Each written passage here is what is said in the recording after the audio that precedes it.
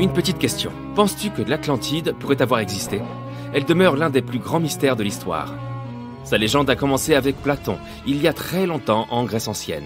Le récit d'une civilisation qui aurait vu le jour et aurait prospéré avant la nôtre. L'Atlantide était, selon le mythe, une société très avancée sur le plan technologique, un peu comme celle des Mayas. Mais, ainsi que le raconte la légende, c'est à cause de la cupidité de ses habitants qu'elle aurait été détruite, ses villes disparaissant, submergées par un immense déluge. Diverses théories ont été avancées au sujet de l'emplacement géographique de cette île mythique. Certains disent qu'elle se trouvait dans la Méditerranée, d'autres qu'elle est située sous le triangle des Bermudes. Mais comme la science nous le suggère, l'Atlantide n'est sans doute qu'une allégorie de l'humanité. Aujourd'hui, tu vas découvrir plusieurs villes sous-marines étonnantes dont tu n'as jamais entendu parler. Elles ont bel et bien existé et ne sont pas de simples légendes. Nous allons tout d'abord faire une excursion dans la cité engloutie de Baïa, sur la côte italienne. Connue comme une sorte de Las Vegas de l'Empire romain, Baïa était un lieu de villégiature. L'élite romaine se rendait pour se divertir dans cette sorte de spa en plein air qu'était Baïa. Tu peux visiter la ville submergée accompagnée de professionnels de plongée sous-marine et observer de très près cette magnifique sculpture romaine parfaitement conservée, une véritable merveille subaquatique. Tu peux aussi apercevoir des temples et des bâtiments effondrés à bord d'un bateau à fond vitré. Voici un musée tout recouvert de mousse, le nymphée de l'empereur Claude. À ta gauche, tu apercevras une collection de statues grecques classiques. En descendant la Via Herculeana, tu arriveras à la Villa Pro Tiro. Les villas sont des maisons de style italien, et ici tu pourras admirer leur sol en marbre d'origine. Leurs motifs noirs et blancs aux formes étonnantes. Ensuite, tu arriveras à Portus Julius, avec ses murs effondrés visibles au fond de la mer. Tu verras des colonnes et des sols en calcaire bien conservés. Tu pourras aussi contempler les ruines et les thermes de Lacus. Leurs mosaïques multicolores sont vraiment exceptionnelles. Si tu t'approches suffisamment, tu pourras voir des fragments de pierre orange, bleu et vert. À la Villa Pilla dei Pisoni, tu découvriras 25 piliers romains bien conservés. Les arches et les fresques non loin sont impressionnantes, tout comme l'ampleur de ce trésor abrité par les eaux. La ville était située sur un sol volcanique. Il y avait donc des sources d'eau chaude à volonté. Les gens s'y rendaient pour se détendre, mais pas n'importe qui. Parmi ceux qui fréquentaient cet endroit figurent certains des plus grands empereurs et personnalités de l'époque. Ceux dont on nous parle à l'école, Néron, Cicéron, César. Mais vers le 8e siècle, la ville luxuriante a été mise à sac, puis abandonnée. Lentement, le niveau de la mer est monté, et la cité a peu à peu été engloutie. Tu passes tes vacances d'été au large de la côte grecque, à 4 heures d'Athènes, dans la péninsule du Péloponnèse, à Pavlopétrie plus précisément. Tu as apporté ton tuba pour aller faire de la plongée par une magnifique journée ensoleillée. Au bout d'un certain temps sous l'eau, tu commences à remarquer des motifs au fond de la mer. À 4 mètres sous la surface, les contours d'objets familiers t'apparaissent les uns après les autres. Puis tu continues à nager, et bientôt tu aperçois ce qui ressemble à une ville. Tu te demandes comment l'eau a pu submerger cette cité. Certains rochers sont parfaitement alignés et forment ce qui semble être les fondations d'un bâtiment. C'est Nicholas Fleming, un océanographe britannique en vacances en Grèce, qui a découvert Pavlopétrie. Il documentait les vestiges abandonnés dans les fonds marins. Son équipe a fini par trouver un site entier rempli de poteries, de récipients pour le stockage, ainsi que des outils. Des moulins à bras par exemple, servant à moudre le grain afin de le transformer en farine. Les nombreuses amphores découvertes par la suite indiquent que ce site remonte à l'âge du bronze, soit il y a 5500 ans, quand les gens ont commencé à s'installer en communauté sédentaire. On pense que cette cité portuaire a été fréquentée pendant plus de 2400 ans. Pavlopétrie est aujourd'hui considérée comme la plus ancienne ville engloutie jamais découverte. Et c'est d'autant plus impressionnant de constater qu'il ne s'agissait pas d'un simple village, c'était une véritable ville, avec des bâtiments en pierre, un marché, des rues et même des places. Continuons notre exploration à la découverte d'autres villes sous-marines. Tu plonges au large de l'archipel des Ryukyu. Les eaux du Pacifique sont loin d'être calmes. Un fort courant t'entraîne dans les profondeurs de la mer. Soudain, tu aperçois une énorme structure éclairée par le soleil qui traverse jusqu'au fond des eaux. Au début, cela ressemble aux ruines de Machu Picchu, situées sur l'autre côté du globe, au Pérou. En t'approchant, tu découvres lentement ses formes. Une structure en forme de pyramide, des arches, des escaliers. Quelque chose qui aurait pu être un palais ou un château. Tout cela pourrait être le signe d'une activité humaine ancienne. Ce site est aujourd'hui connu sous le nom de structure sous-marine de Yonaguni, mais on l'appelle également l'Atlantide du Japon. Le monument entier fait environ la taille de 5 terrains de football, et sa hauteur est celle d'un bâtiment de 5 étages. Sa caractéristique la plus surprenante, ses vastes terrasses faites pour accueillir de grands rassemblements. Les explorateurs et les scientifiques pensent que Yonaguni existe depuis 10 000 ans. Mais la question de savoir s'il s'agit d'une structure construite par l'homme ou d'une formation naturelle fait toujours l'objet d'un débat. Selon le meilleur géologue marin du Japon, le professeur Masaaki Kimura, Yonaguni serait l'héritage d'une civilisation perdue. Kimura a plongé dans cette zone afin d'explorer ses ruines plus de 100 fois au cours des 10 dernières années. D'après lui, on y trouve des signes évidents d'activité humaine.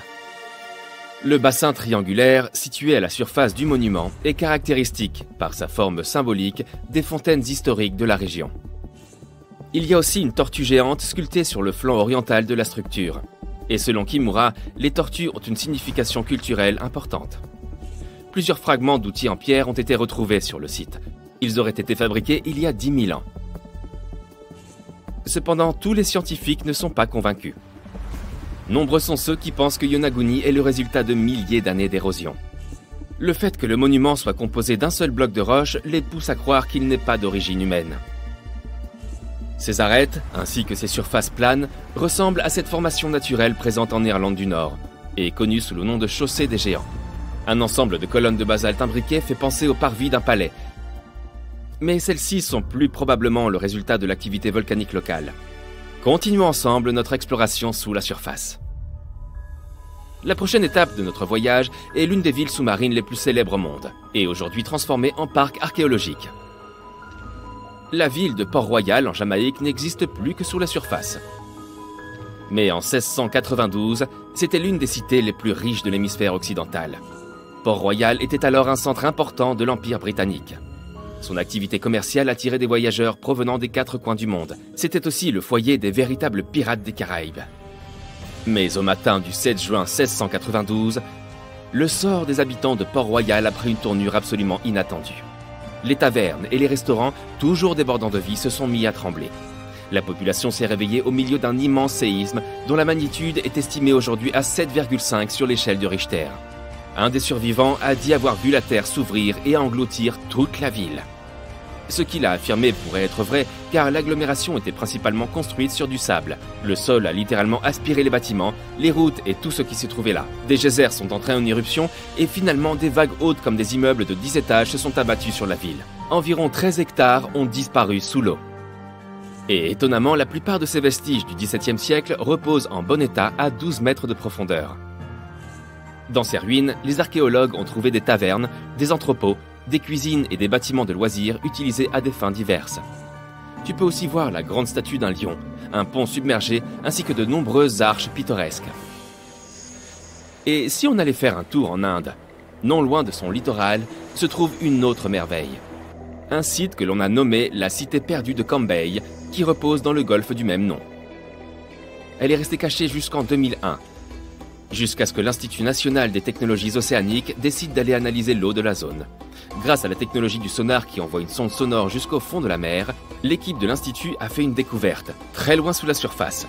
Les images rapportées montraient des formes géométriques réparties sur une étendue de 8 km. Ces vestiges dateraient de plus de 9500 ans. Ce qui veut dire que cette civilisation a disparu à peu près à la fin de la dernière période glaciaire. Parmi les débris récupérés sur le site, on trouve des matériaux de construction, des poteries, des perles, des sculptures et même des os. Les scientifiques ne sont pas tous convaincus de la véritable provenance de ces objets. Mais si c'est bien de là qu'ils proviennent, cela ferait de la ville perdue de Cambay la plus ancienne civilisation connue au monde.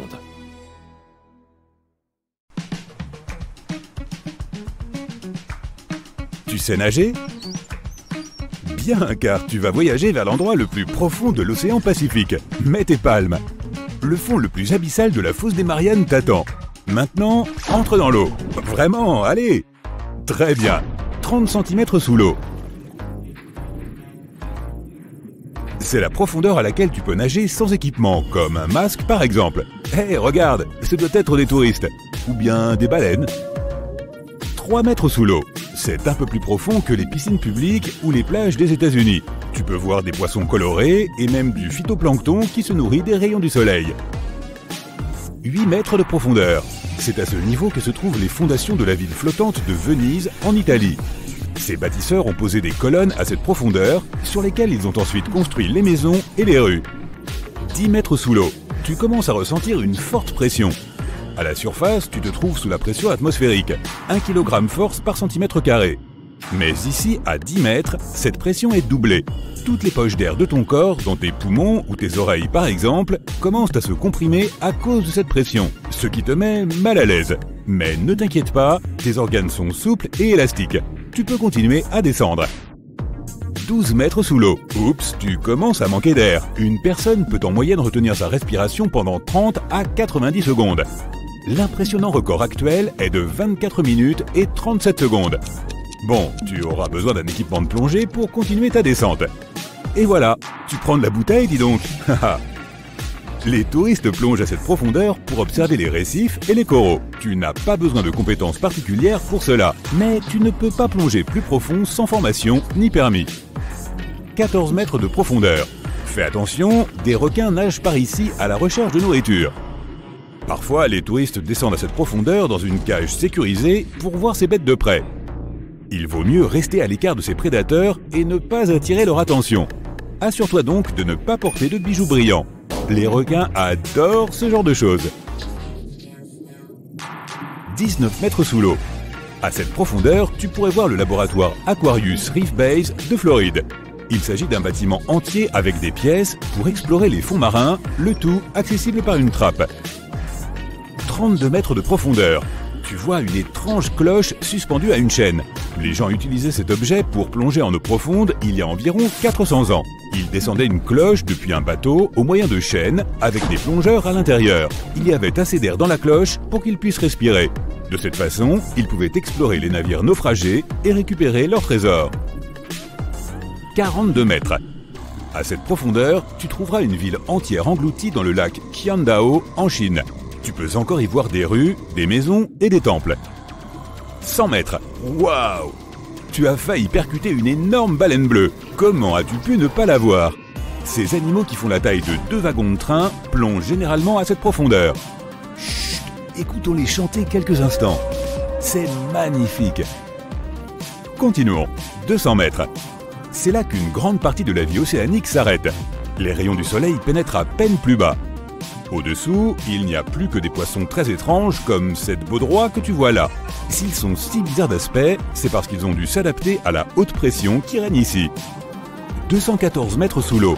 Après ça, tu ne verras plus un seul humain sans équipement de plongée. Cet homme détient le titre de l'homme le plus profond du monde, car il est le seul à avoir réussi à atteindre une telle profondeur. La pression de l'eau sur son corps à ce niveau était 20 fois supérieure à celle qu'on trouve à la surface. 300 mètres.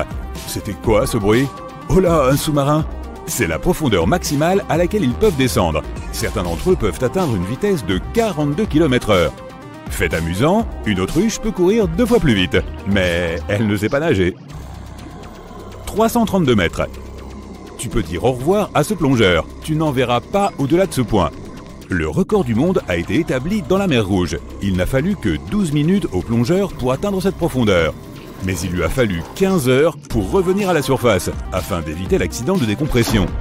Alors maintenant, tu enfiles ta combinaison de plongée profonde. Elle est complètement étanche et tu ne sentiras pas la pression incroyablement forte de l'eau sur ton corps. 443 mètres. Si tu mettais l'Empire State Building dans l'eau, son extrémité se trouverait ici. Et toute la moquette à l'intérieur serait mouillée. 700 mètres sous l'eau. La pression de l'eau ici est 70 fois plus élevée qu'à la surface. Les parties en plastique souple de ta combinaison ne peuvent pas résister à ce genre de pression. Mais une livraison d'urgence arrive. C'est un submersible de grande profondeur. Maintenant, tu peux continuer à descendre jusqu'au fond. 830 mètres. Ici, tu verrais la pointe du plus haut bâtiment du monde, le Burj Khalifa. Mais qui donc s'amuse à mettre tous ces immeubles dans l'eau? 1641 mètres. C'est la profondeur de l'un des lacs les plus anciens et les plus profonds du monde, le lac Baïkal. Sa superficie est légèrement supérieure à celle de la Belgique. 2450 mètres. C'est la profondeur record atteinte par la plateforme pétrolière Perdido dans le golfe du Mexique. Et sa partie supérieure émergée, composée de 3 ponts, est presque aussi haute que la tour Eiffel. 3646 mètres. C'est la profondeur moyenne de l'océan Atlantique. Tu peux y voir un énorme tube aussi large que le cou d'une girafe. On dirait qu'il n'a pas de fin. Ce câble reliait l'Europe et l'Amérique du Nord et servait autrefois aux communications télégraphiques. 3750 mètres sous l'eau. Soudain, dans l'obscurité, tu aperçois la silhouette d'un navire. Pas possible, mais c'est le Titanic. La pression intense de l'eau écraserait complètement une personne à cette profondeur. Tu ne peux donc plonger jusqu'au Titanic que dans un sous-marin. 4000 mètres. C'est ici que s'arrête la mine la plus profonde au monde, la mine d'or de Mponeng en Afrique. Mais il existe encore des endroits plus profonds à visiter. Accélère. 6100 mètres. Ici, tu peux voir les débris les plus profondément engloutis d'un vieux navire. L'USS Johnston a coulé il y a plus de 70 ans. Tu peux encore clairement voir le numéro 557 sur sa proue. 8000 mètres. Ici, dans cette obscurité totale, tu trouveras le poisson le plus abyssal du monde, la limace de mer des Mariannes. Elle fait la longueur d'un chat domestique et a une peau presque transparente. Ses yeux sont peu développés pour la vision, car la lumière du soleil n'atteint jamais cette profondeur. 8850 mètres. Si tu prends le mont Everest, que tu le retournes et que tu le plantes dans la fosse des Mariannes, c'est exactement là que tu verrais sa pointe. Même s'il s'agit du point le plus haut de notre planète, il te reste encore un long chemin à faire jusqu'au fond. 10 900 mètres sous l'eau. Ici, dans le Challenger Deep, tu peux encore voir des créatures vivantes. Mais tu auras besoin d'un microscope pour cela. Les bactéries qui vivent ici se nourrissent de molécules organiques similaires au pétrole. Un peu plus profond. Félicitations, tu viens de toucher le fond. Tu te trouves à 11 000 mètres de profondeur. La pression ici est 1071 fois plus élevée qu'à la surface. Mais tu n'es pas la première personne à être venue ici. L'une des dernières expéditions au fond de la fosse des Mariannes a eu lieu en 2012. Un cinéaste américain y est descendu dans un sous-marin qu'il avait lui-même conçu. Mais la pression a cassé certains moteurs, il lui a donc été difficile de manœuvrer. Le sonar a lui aussi été endommagé et certaines des batteries se sont vidées. Il est resté dans le Challenger Deep pendant environ 3 heures et a pris de nombreuses photos et vidéos. Si tu regardes attentivement le fond lui-même, tu peux voir des bulles. C'est du dioxyde de carbone et du soufre liquide. Le dioxyde de carbone est liquide ici à cause de la pression extrême et de la température proche du point de congélation. Mais il y a encore de la vie ici, dans ces conditions plus que difficiles. Les 3 micro-organismes les plus courants sont les xénophyophores, les amphipodes et les petits concombres de mer. S'il y en a si peu, c'est qu'il n'y a pas beaucoup de nourriture ici. Généralement, on trouve beaucoup de feuilles de palmier au fond de l'océan. Elles descendent de la surface jusqu'ici. Mais la fosse des Mariannes est à 200 km des îles les plus proches. Donc la seule nourriture qu'on trouve, c'est du vieux plancton et des écailles de poissons provenant des couches supérieures de l'océan. Mais ils doivent parcourir des milliers de mètres avant que les habitants des fonds marins puissent s'en nourrir. Tu voudrais aller encore plus profond à l'intérieur de la croûte terrestre ? Dans ce cas, tu devras dégainer ta foreuse géante et allumer tes moteurs à réaction. Si tu descends encore de 60 km à travers la croûte terrestre, tu trouveras sa limite. Tu es maintenant dans le manteau supérieur. C'est un océan de lave chaude profond de 2900 km. Tu devras le traverser à la nage pour atteindre le noyau externe, d'une profondeur de 2200 km. Ensuite, tu atteindras le noyau interne. Encore 1215 km et... Félicitations, tu es au centre de la Terre. Ça me gêne un peu de demander, mais comment on sort d'ici ? C'est l'un des endroits les plus mystérieux du monde. Noyé dans l'obscurité et à des kilomètres sous l'eau, cet environnement extrême abrite des créatures et des phénomènes hors du commun. On l'appelle la fosse des Mariannes, et c'est la fosse océanique la plus profonde sur Terre. Pas étonnant qu'elle soit si difficile à explorer. En raison des conditions particulièrement risquées, les gens ne peuvent pas découvrir cet endroit sans tout un équipement adapté. Mais que se passerait-il si on y lançait une boule d'acier ? Commençons par l'essentiel. Comment a-t-on découvert ce gouffre extrêmement profond dans l'océan ? Le HMS Challenger l'a repéré en 1875. Le navire disposait d'un équipement assez sophistiqué pour l'époque, mais il était loin d'être assez performant pour permettre l'exploration complète de la fosse.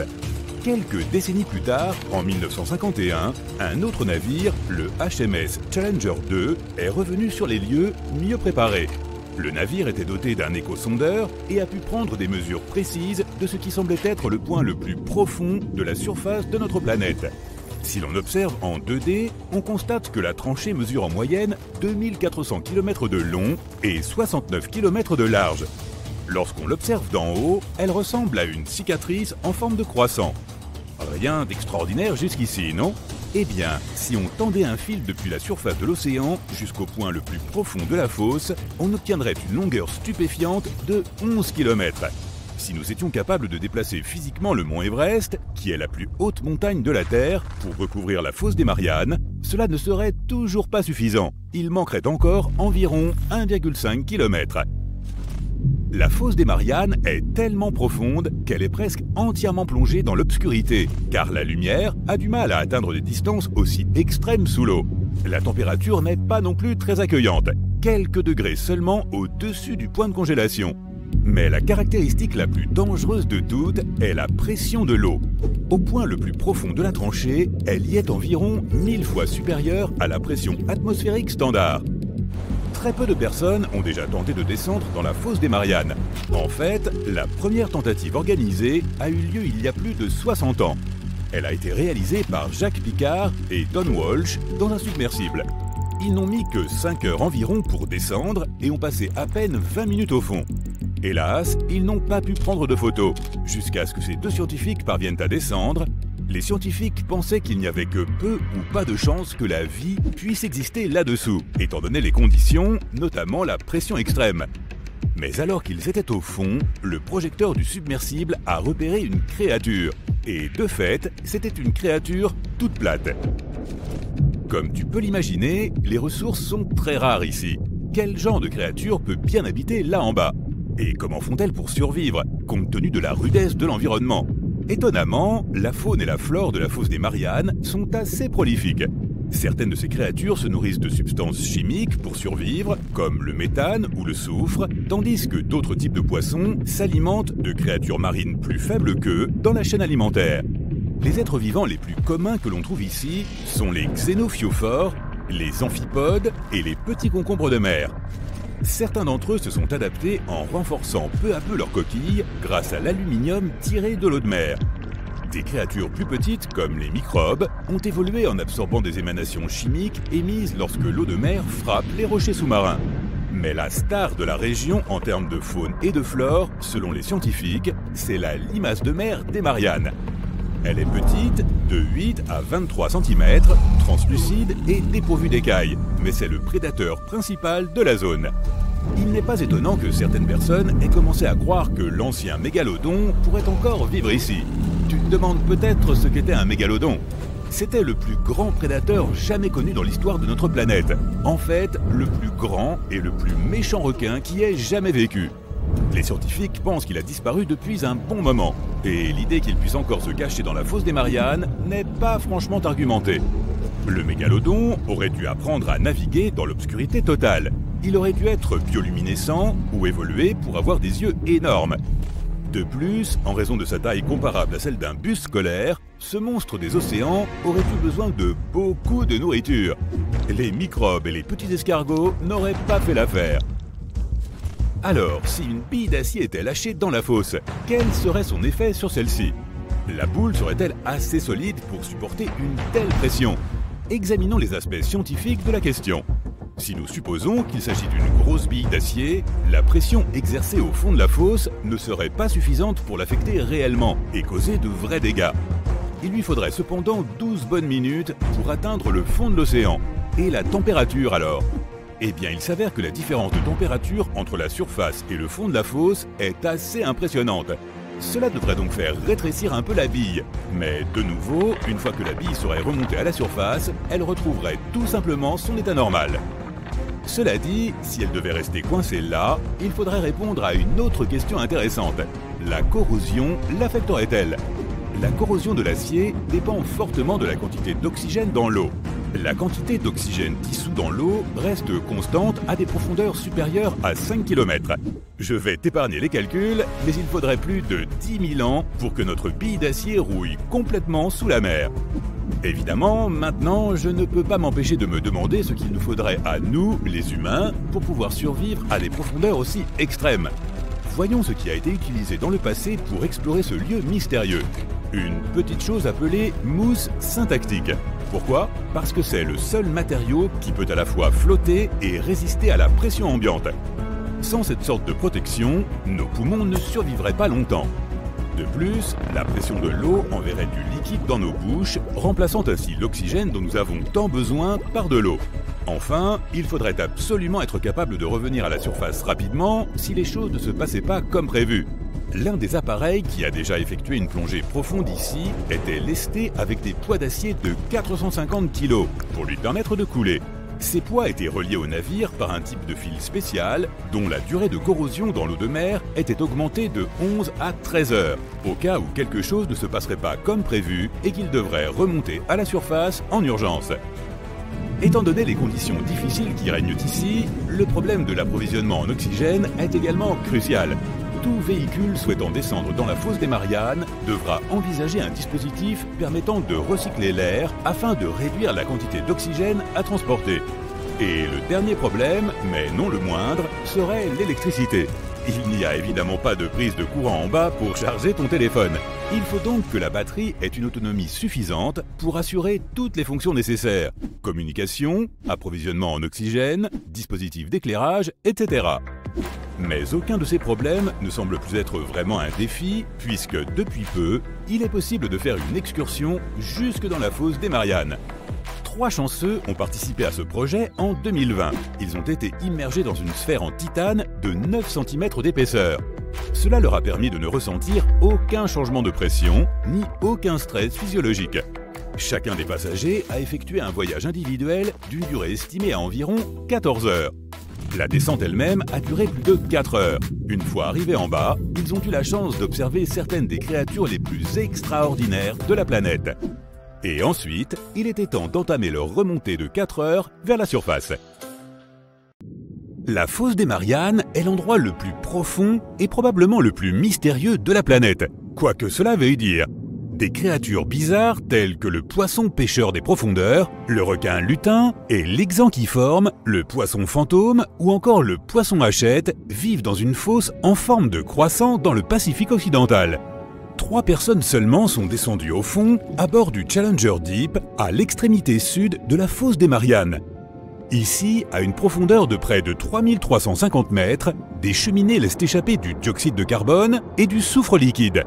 Les volcans de boue entrent en éruption sous une pression 1000 fois supérieure à celle de la surface. Et donc, ce n'est pas un endroit où j'ai envie d'aller, alors au revoir. Retourne là-dedans.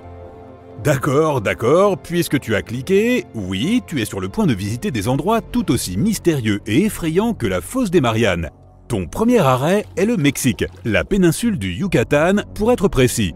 Tu vois ces gouffres sans fond remplis d'eau cristalline? C'est de l'eau de source qui recouvre de l'eau salée provenant de la mer. Ces gouffres sont appelés cénotes. Les Mayas prenaient ces puits naturels pour les portes d'un monde souterrain. Des milliers de cénotes, créés par l'effondrement de la roche calcaire, forment l'un des plus longs systèmes de grottes sous-marines du monde. Tu peux facilement te perdre dans ce réseau enchevêtré et mystique. Bon, il est temps de visiter les Caraïbes. Là-bas, tu devras descendre à une profondeur de près de 2000 mètres pour voir le champ hydrothermal de Van Damme. Les cheminées hydrothermales projettent des jets d'eau boueuse et brûlante dont la température atteint 204 degrés Celsius. C'est presque assez pour cuire une pizza. Ces monticules sont faits de talc, une substance que l'on trouve dans la poudre pour bébé. Le champ hydrothermal de Van Damme est une oasis pour d'étranges espèces. L'une d'entre elles est une sorte d'inquiétante crevette sans yeux. À la place, elles sont équipées de plaques de cellules photosensibles sur leur dos. Cette fois, pas besoin de voyager très loin. Le prochain mystère sur ta liste se trouve aussi dans les Caraïbes. Juste au large des côtes du Belize, il y a un gouffre géant. Il est aussi bleu. Oui, c'est le Grand Trou Bleu. Ce truc fait environ 305 mètres de diamètre et plus de 122 mètres de profondeur. Il y a très longtemps, c'était une grotte, jusqu'à ce que la montée des eaux la remplisse et la fasse s'effondrer sur elle-même. Plus tu descends dans les eaux cristallines du Grand Trou, plus il devient sombre. Tu verras des tonnes de grottes remplies de stalactites, mais n'essaie surtout pas d'y entrer, à moins que tu veuilles te perdre. Une fois que tu as atteint une profondeur de 15 mètres, tu vois l'eau scintiller. C'est la ligne invisible qui sépare la partie supérieure salée du gouffre de l'abîme d'eau douce. il est temps de sortir de là, qui sait ce que tu pourrais rencontrer dans les profondeurs obscures. Ta prochaine destination est au large de la côte nord-ouest du Pacifique. Près de 500 sources de bulles de méthane ont été découvertes à cet endroit il y a plusieurs années. À cause de ces bulles, les cheminées ont reçu le nom d'écoulement de champagne. C'est vrai que ça sonne mieux que spa de paix. Les scientifiques restent perplexes face à ce phénomène. D'où vient le méthane? De vaches sous-marines? Pourquoi sa température est-elle plus élevée que celle de l'océan qui l'entoure? Et surtout, que se passerait-il si tu réussissais à allumer une allumette quelque part près d'une grande bulle? Le méthane est un gaz hautement inflammable, et mettre le feu à une bulle de méthane, eh bien, tu vois ce que je veux dire. Et maintenant, tu pars pour l'Islande. L'objectif est de plonger dans Silfra, une fissure remplie d'eau pure de glacier. Cette fissure de 63 mètres de profondeur est le seul endroit sous-marin de la planète où tu peux toucher 2 continents en même temps. Plus on s'enfonce, plus l'obscurité règne. Le paysage rocheux a l'air de venir d'un autre monde. Les plongeurs qui osent visiter cet endroit incroyable risquent de voir leur équipement gelé, de souffrir d'hypothermie ou de ne pas survivre du tout. Après tout, la température de l'eau dans la fissure de Silfra est d'environ 2 degrés Celsius toute l'année. Ta prochaine destination est l'Écosse. Ok, prépare les cornemuses. Si tu plonges dans le golfe de Corryvreckan, un détroit entre 2 îles, tu verras d'énormes rochers sous-marins et des creux profonds. Ils créent le 3e plus grand tourbillon permanent de la planète, le détroit de Corryvreckan. L'eau se déplace dans le détroit à une vitesse incroyable. Elle heurte les rochers sous-marins et le tout ressemble à une marmite d'eau bouillante. Les vagues produites dans le processus atteignent parfois une hauteur de 5 mètres et on peut toujours entendre le tourbillon qui gronde à 16 km à la ronde. On pense que le détroit de Corryvreckan a avalé des dizaines de marins au cours des siècles. Ils ont été pris au dépourvu par la férocité de ce phénomène naturel qui les a entraînés sous l'eau en un clin d'œil. Ok, assez avec les cornemuses. Tes aventures deviennent de plus en plus extrêmes. Tu te diriges vers l'Antarctique. Là-bas, dans l'océan austral, tu trouveras la plateforme de glace de la mer de Ross. Elle a à peu près la taille de l'Espagne et l'océan en dessous contient autant d'eau que la mer du Nord. Un jour, des scientifiques ont foré jusqu'au fond de cet énorme morceau de glace. Imagine leur étonnement lorsqu'ils ont trouvé de la vie dans ces conditions extrêmes.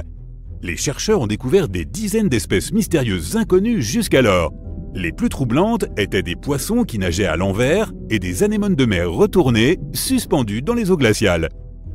J'espère que les endroits bizarres à la réputation douteuse ne t'effraient pas. Ah, tu es sur le point de visiter le Triangle des Bermudes. Il s'agit d'une zone située entre les Bermudes, la Floride et Porto Rico, où des avions et des bateaux semblent disparaître dans les airs.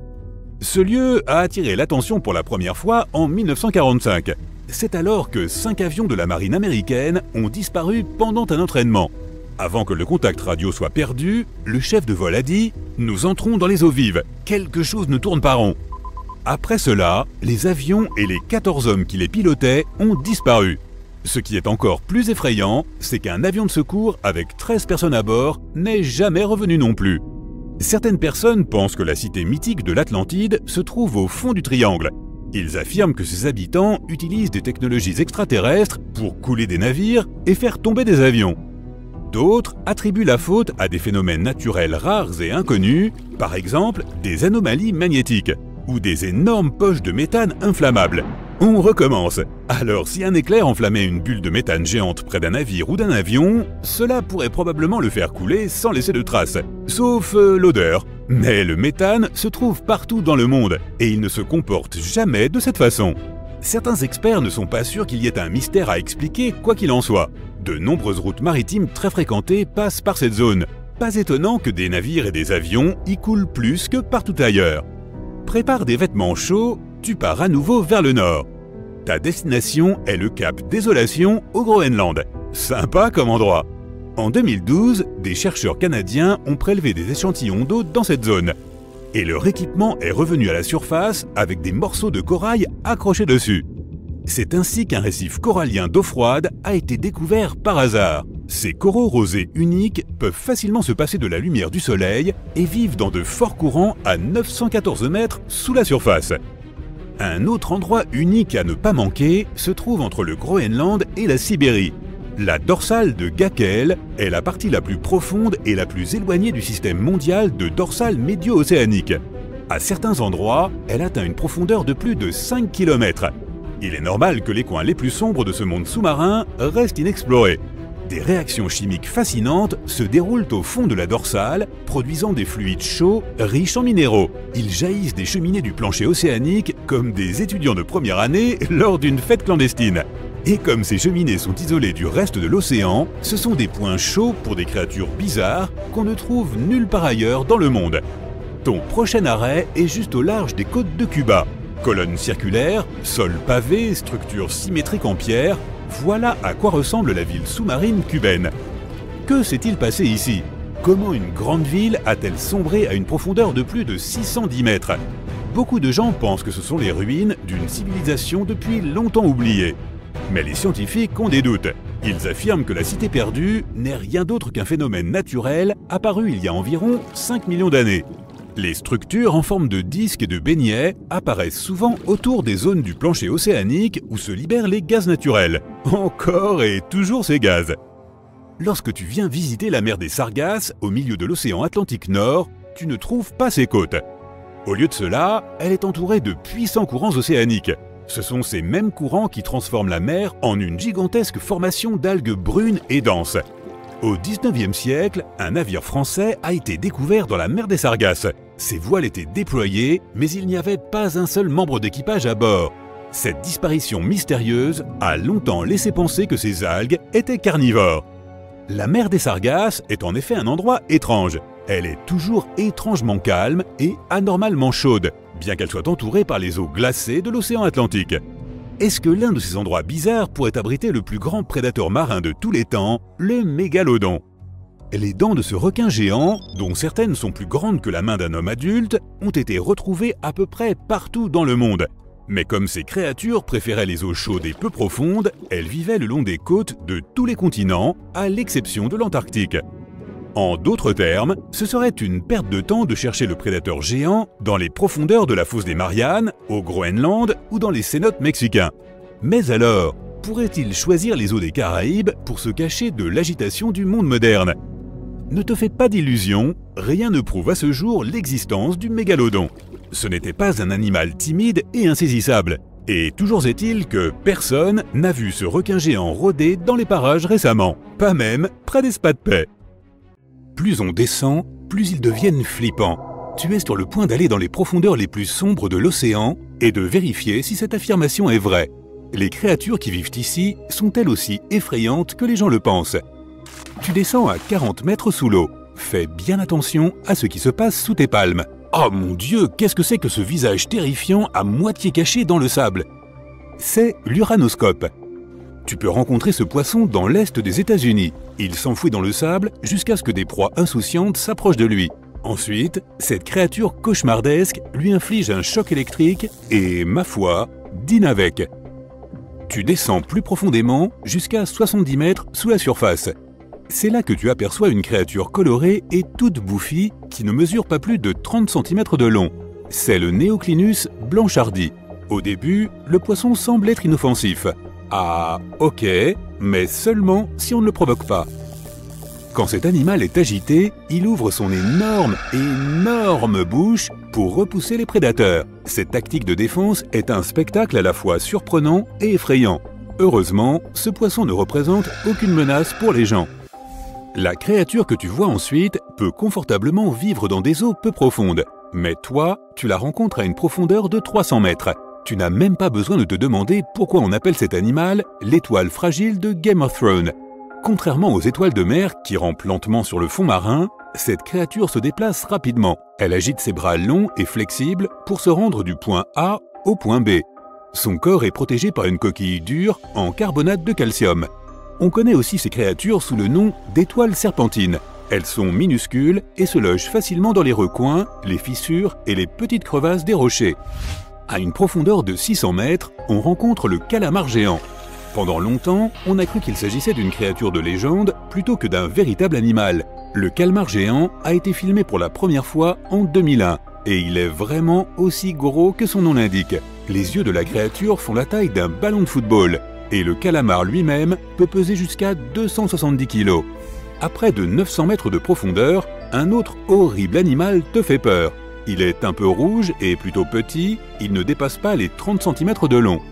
Lorsque tu t'approches de la créature, elle semble plutôt docile, ou peut-être simplement indifférente.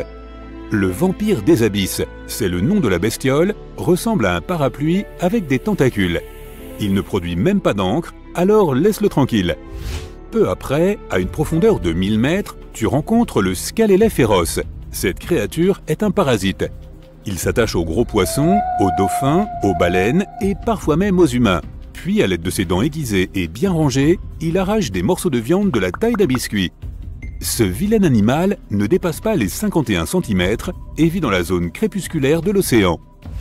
À une profondeur de 1000 mètres, la lumière devient une chose rare et précieuse.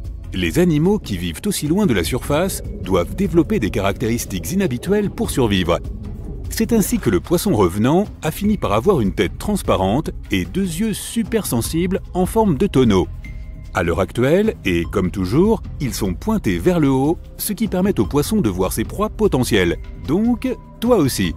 À près de 1200 mètres sous la surface, tu vois quelque chose de mou et de flasque. Le blobfish n'a ni squelette ni muscles. Sa chair gélatineuse permet à cette créature de survivre à une pression d'eau incroyable. Malgré son apparence, le blobfish est un prédateur de type embuscade. Il reste généralement complètement immobile au fond de l'eau et attend le passage de proies insouciantes. Tu vas encore un peu plus profond et tu repères une créature qui a l'air particulièrement épouvantable. Le requin lutin sent la proie avec son museau. Les terrifiantes mâchoires de la créature sont attachées à des ligaments élastiques. Lorsqu'un animal s'approche trop près, le requin catapulte sa bouche vers l'avant pour l'attraper. Si ta bouche pouvait faire pareil, tu serais capable de manger des choses qui pendent à 18 cm de ton visage. Waouh! Si on continue à descendre, à 1500 mètres, tu remarques un autre membre de la famille des requins. Le requin à collerette ressemble à une anguille en pleine croissance. Mais ses branchies sont bordées d'une frange rouge sur les bords, d'où son nom. La bouche terrifiante de cette créature comporte 25 rangées de dents pointues, orientées vers l'arrière, soit 300 au total. Le requin préfère planer dans l'eau pour attendre que sa proie s'approche, puis il fonce dessus comme un serpent. Soudain, tu vois quelque chose qui brille comme une ampoule électrique, mais après t'être approché, tu recules avec horreur. La créature ressemble à une espèce d'anguille améliorée, dotée de dents énormes. C'est le dragon à écailles qui peut vivre à une profondeur de 1800 mètres. Les processus chimiques qui se déroulent à l'intérieur du corps de ce poisson produisent une étrange lueur rouge. Cette lueur est utilisée pour communiquer avec d'autres poissons. À la même profondeur, 1800 mètres, tu rencontres un autre habitant des profondeurs dont la caractéristique la plus marquante est son énorme bouche. Grâce à elle, le grand gousier pélican peut avaler sa proie en entier. Son estomac peut s'élargir jusqu'à atteindre la taille terrifiante qui lui permet d'ingérer quelque chose d'énorme. À une profondeur de 2000 mètres, tu rencontres une créature à l'air furieux avec une canne à pêche sur la tête.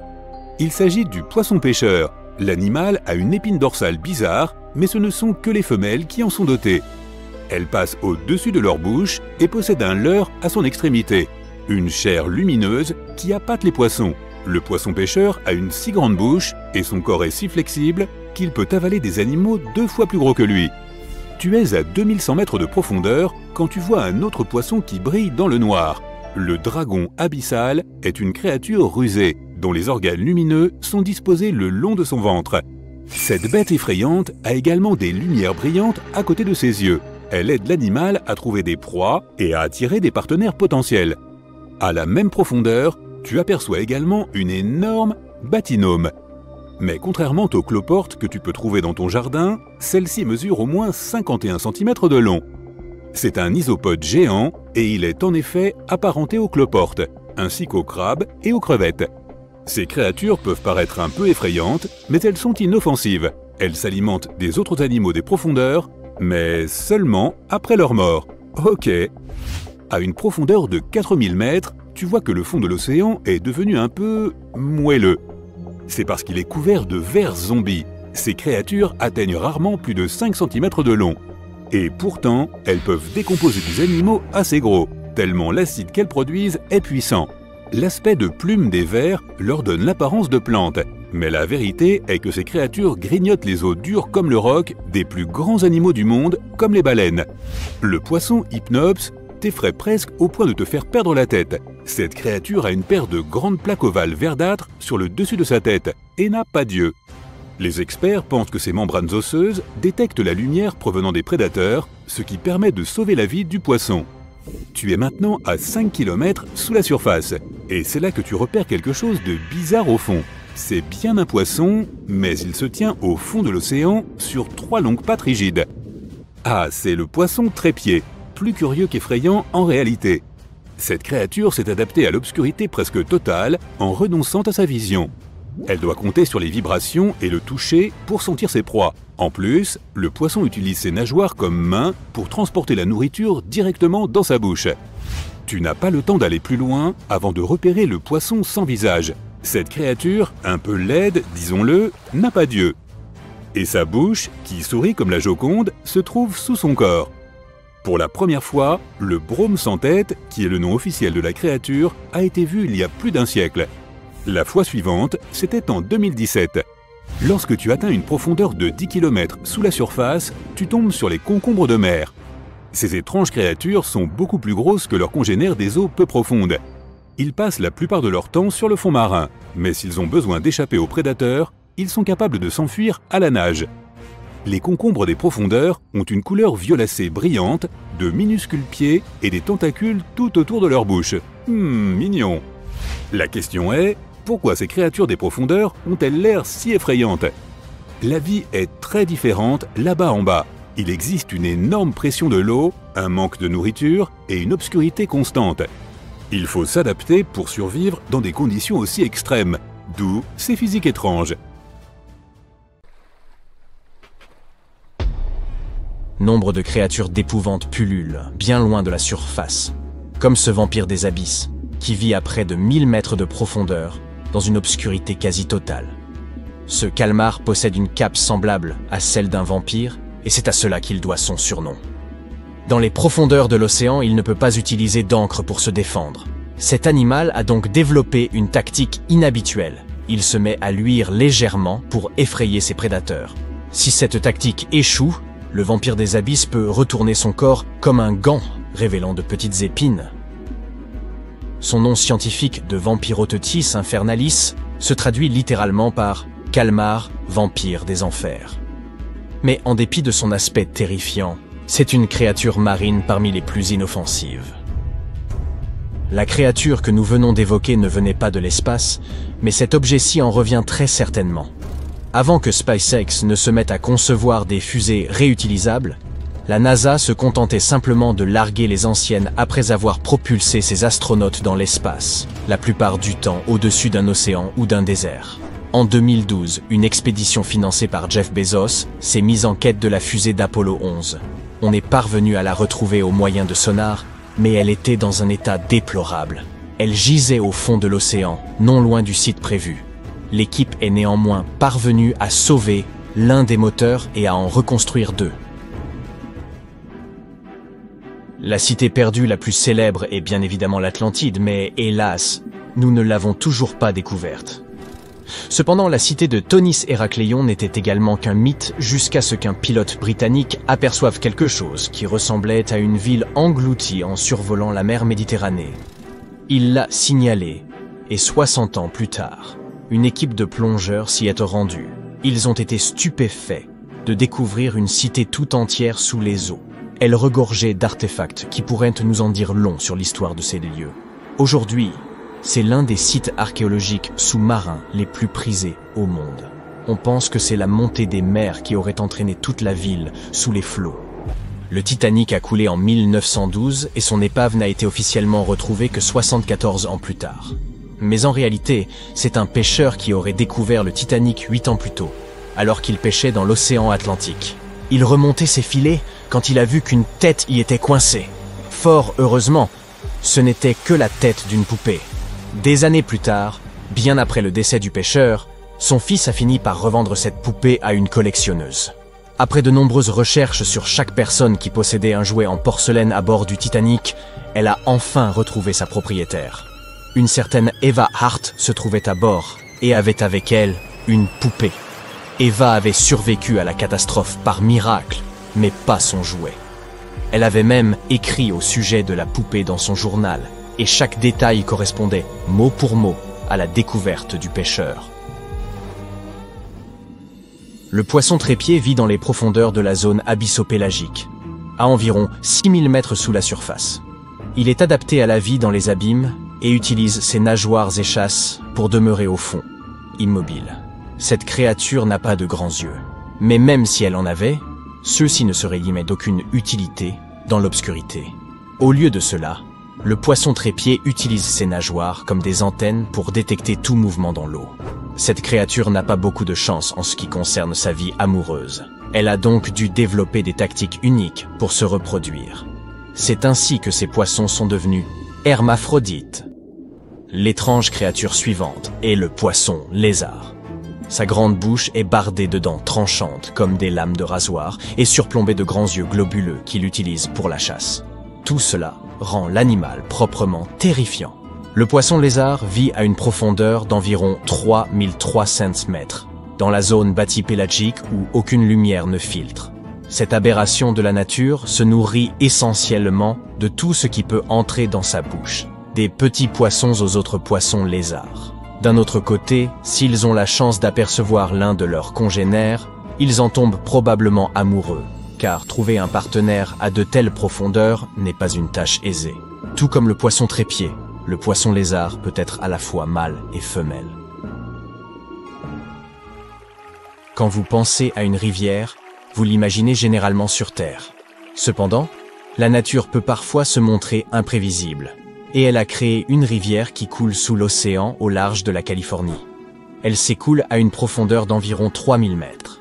Cette rivière sous-marine possède toutes les caractéristiques d'une rivière ordinaire, des troncs immergés, des arbres et des rochers. Et malgré son aspect unique, elle n'est pas la seule au monde. Il y en a aussi une en Amazonie, ainsi qu'au Groenland. Une créature terrifiante a été découverte près des côtes d'Angola par un véhicule télécommandé.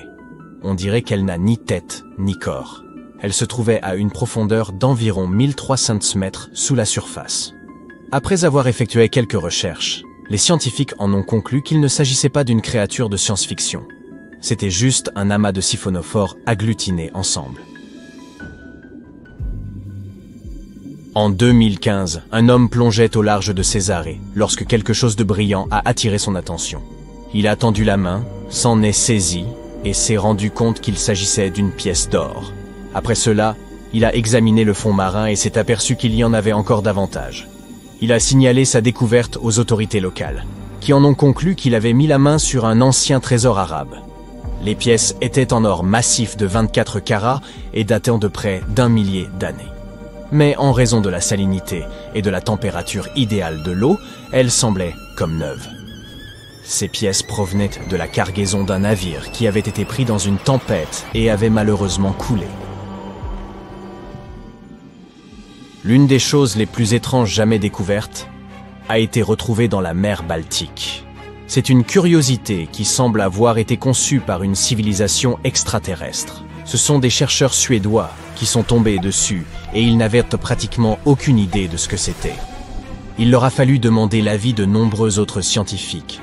Lorsque vous regardez cette formation d'en haut, elle mesure 60 mètres de long et ressemble à s'y méprendre à un vaisseau spatial écrasé.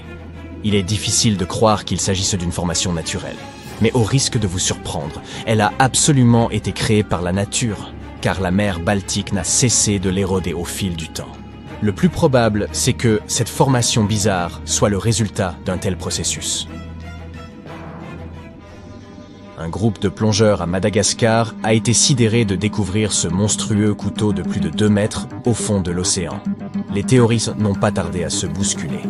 Et beaucoup ont affirmé que ce couteau aurait appartenu à quelques géants qui auraient combattu des mégalodons et vécu sur Terre il y a des milliers et des milliers d'années. Ça pourrait faire une belle histoire, mais ce couteau n'était probablement qu'un accessoire de cinéma perdu en mer. L'un des animaux les plus étranges de l'océan est le requin lézard. On croit que ce poisson serait à l'origine de toutes les histoires de serpents marins relatées par les explorateurs du passé. Ces poissons vivent généralement dans les abysses, mais ils peuvent parfois être aperçus dans des eaux moins profondes. C'est extrêmement rare, mais cela reste possible. Le requin lézard a une grande bouche qui arbore près de 300 dents.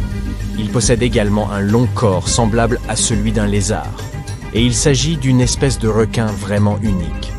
Sa proie peut mesurer jusqu'à la moitié de sa propre taille, car l'estomac de ce requin est semblable à celui d'un serpent, capable d'avaler d'énormes poissons et crustacés. Apercevoir quelques vers de terre dans votre jardin n'est pas bien grave, mais après avoir vu un ver de 8 mètres de long dans l'océan, vous risquez de mouiller encore un peu plus votre combinaison de plongée. Un tel ver est extrêmement rare, et il est complètement inoffensif pour les humains. Car en réalité ce n'est pas un ver géant. Il s'agit d'un amas de zooïdes collés ensemble dans une formation semblable à un ver. Ils ne nourrissent généralement de plancton, de bactéries, et d'autres petites choses qui peuvent être glanées dans l'océan.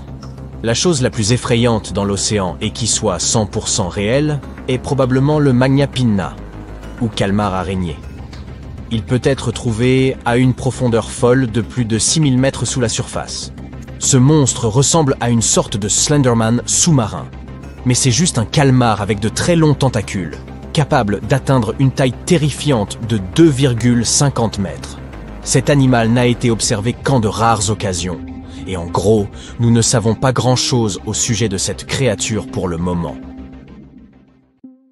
Il y a un lac au cœur de l'Asie qui contient 1/5 de toute l'eau douce liquide du monde.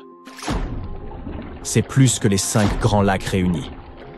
Même si toutes les rivières de notre planète changeaient soudainement de direction et se donnaient pour mission de vider ce lac, elles mettraient une année entière pour achever le travail. Je parle du lac le plus profond du monde, le lac Baïkal. Si vous décidez de descendre jusqu'à son point le plus profond, préparez-vous à un voyage de plus de 1600 mètres. La descente prend plusieurs heures. Mais le fond du lac est encore plus profond, reposant par endroits sur plus de 6000 mètres de sédiments. Cela signifie qu'il pourrait être encore plus profond que la fosse des Mariannes, qui est l'endroit le plus profond connu sur Terre. La quantité d'eau qu'il contient serait suffisante pour que tout le monde sur Terre ait assez à boire pendant 50 ans. Ce lac gigantesque renouvelle entièrement son eau tous les 383 ans. Le Baïkal dispose d'une excellente équipe d'affluents de plus de 300 rivières et ruisseaux qui lui apportent directement leurs eaux. Et une seule rivière sort du Baïkal, l'Angara, qui se dirige tout droit vers l'océan Arctique. Le Baïkal n'est pas seulement le lac d'eau douce le plus profond, c'est aussi le plus ancien sur Terre. Il s'est formé il y a au moins 25 millions d'années. Tout a commencé lorsque la croûte terrestre a décidé de jouer à Tetris, créant le lac et les montagnes environnantes.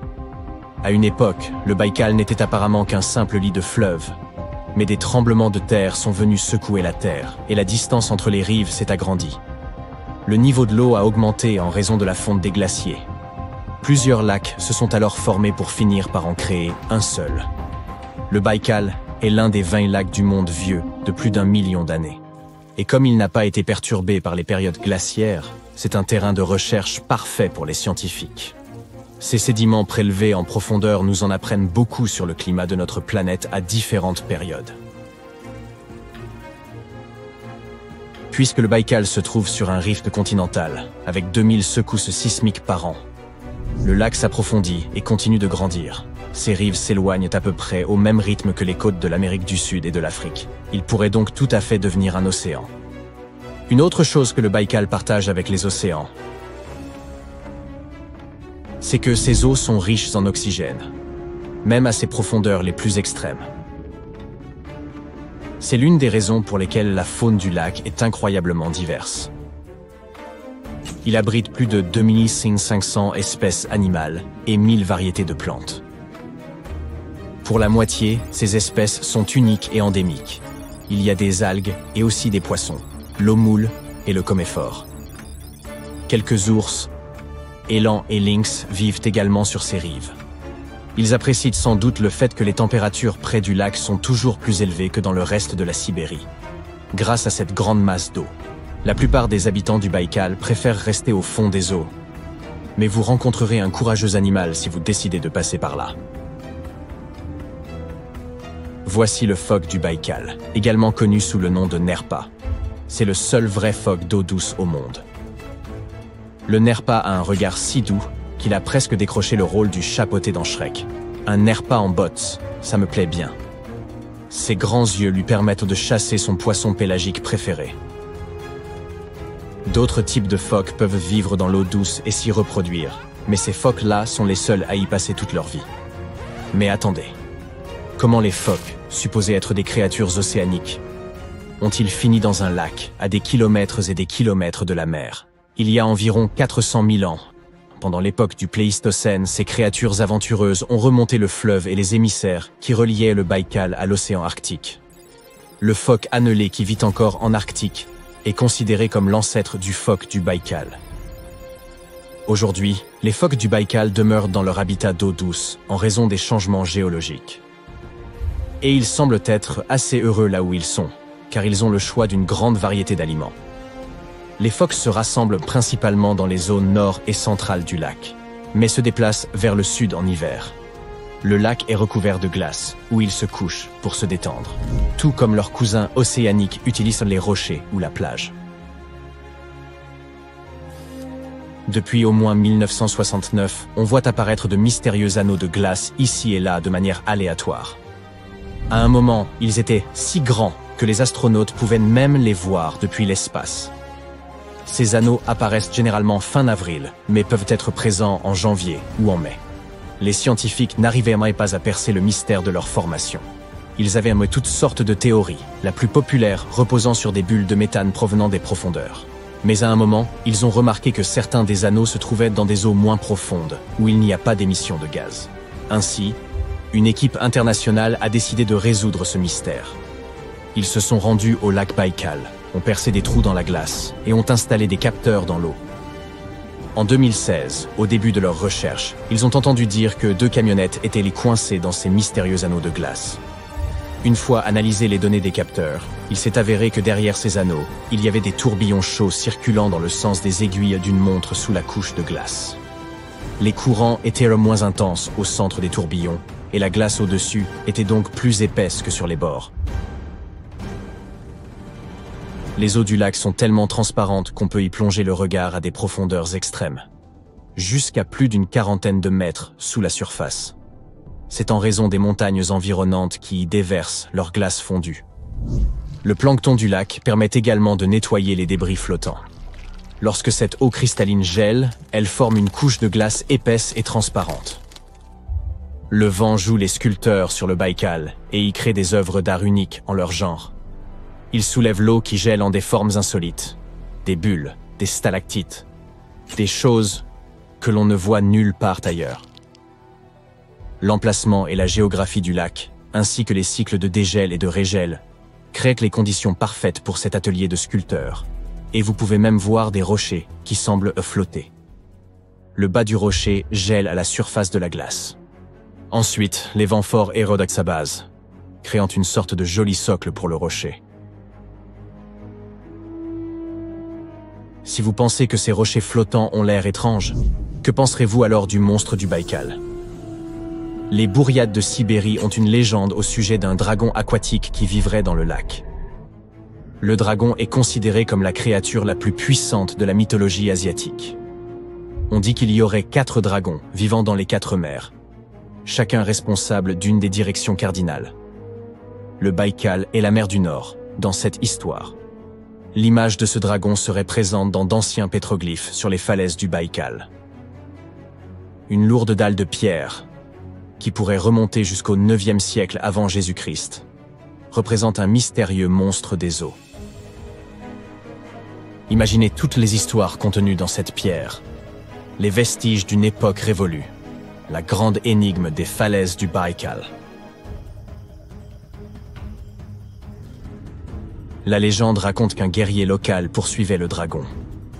Il a finalement atteint l'île principale d'Olkhon. Il était prêt à affronter et à vaincre le dragon, mais la bête s'est transformée en une belle femme, et ils se sont mariés, Voilà une étrange variante de l'histoire classique du dragon et de la dame à secourir. Les légendes locales décrivent ce dragon comme un énorme esturgeon avec un museau semblable à celui d'un alligator et un corps cuirassé. En réalité, ce monstre mythique n'est certainement que l'un des plus gros poissons vivants dans le lac. Les niveaux élevés d'oxygène contenus dans l'eau permettent à ces poissons de devenir très grands. Le grand esturgeon peut peser plus de 1000 kilos, vivre jusqu'à 50 ou 60 ans, et il ne cesse jamais de grandir. Il y a beaucoup de poissons dans la mer. Certains ressemblent à s'y méprendre à Nemo ou à Dory. Puis il y a le poisson papillon. Et le charmant guppy, qui est en effet très élégant. Et puis il y a... Ah, qu'est-ce que c'est que ça? Je ne me paierai certainement pas un baptême de plongée pour voir ce truc. La baudroie détient officieusement le titre d'animal le plus laid du monde. Mais je n'oserais jamais lui annoncer la nouvelle. Il existe plus de 200 espèces de baudroies, barbotant actuellement quelque part dans les sombres profondeurs des océans Atlantique et Antarctique, et ce, à plus de 1000 mètres de profondeur. Certaines d'entre elles préfèrent d'autres conditions de vie, comme les eaux tropicales à peu profondes. Les différentes espèces de baudroies varient en forme et en taille, du célèbre dragon des abysses aux poissons-grenouilles, lottes, poissons chauve-souris, poissons ballon de foot, Lophidae et Chonacidae. Les plus grandes peuvent atteindre la moitié de la longueur d'un lit d'adulte, mais la plupart d'entre elles mesurent moins de 30 cm.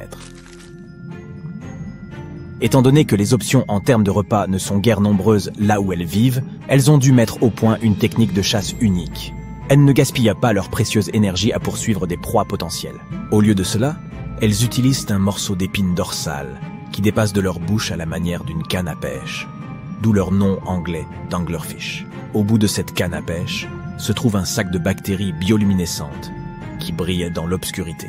La lumière attire les proies et la baudroie n'a plus qu'à attendre et à savourer son repas livré directement dans sa bouche. Le corps de la baudroie est grand et souple, ce qui lui permet d'avaler facilement des proies, faisant 2 fois sa taille. Les baudroies des grands fonds mangent tout ce qu'elles trouvent. Les espèces qui vivent dans des eaux moins profondes ne font pas la fine bouche non plus.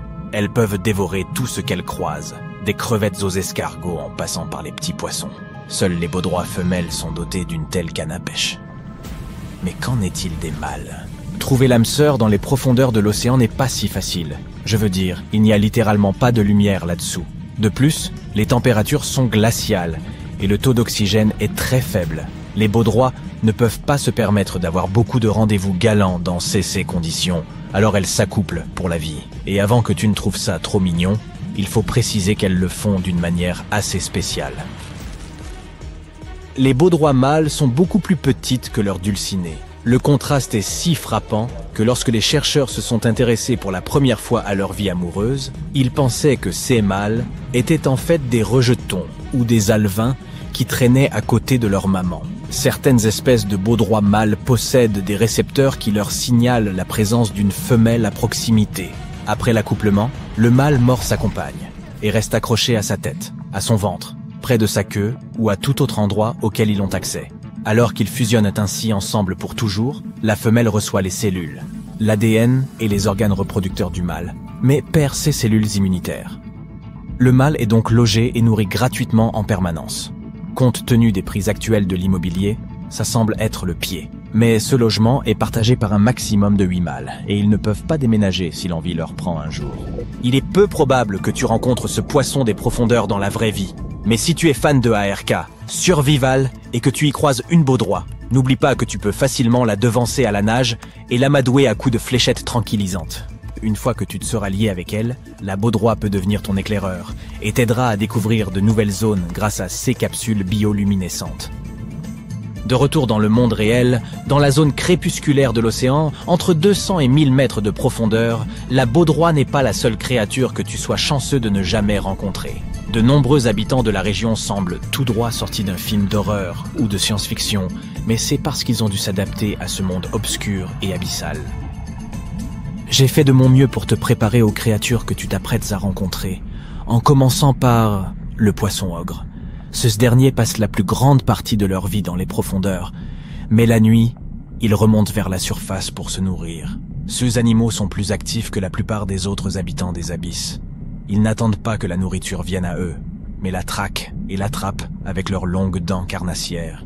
Comme ils n'ont pas d'ampoule intégrée comme la baudroie, ils ont développé un excellent odorat et exploitent la faible lumière du soleil, qu'ils parviennent à déceler dans les profondeurs pour se repérer. Parfois, l'ombre d'une proie potentielle qui passe suffit à les faire passer à l'action.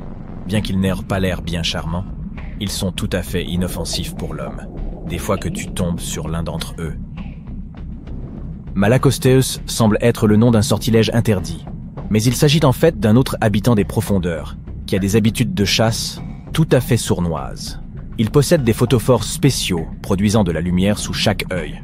Ceux-ci émettent de la lumière verte et rouge à la manière d'un feu de circulation.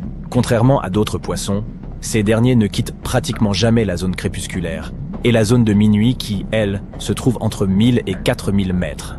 Leur mâchoire inférieure représente un quart de la longueur totale de leur corps, et ils la gardent ouverte en permanence dans l'espoir d'obtenir un repas. Il a l'air d'un prédateur féroce, mais il préfère surtout le zooplancton, avec un dessert occasionnel de crevettes, de krill ou de petits poissons.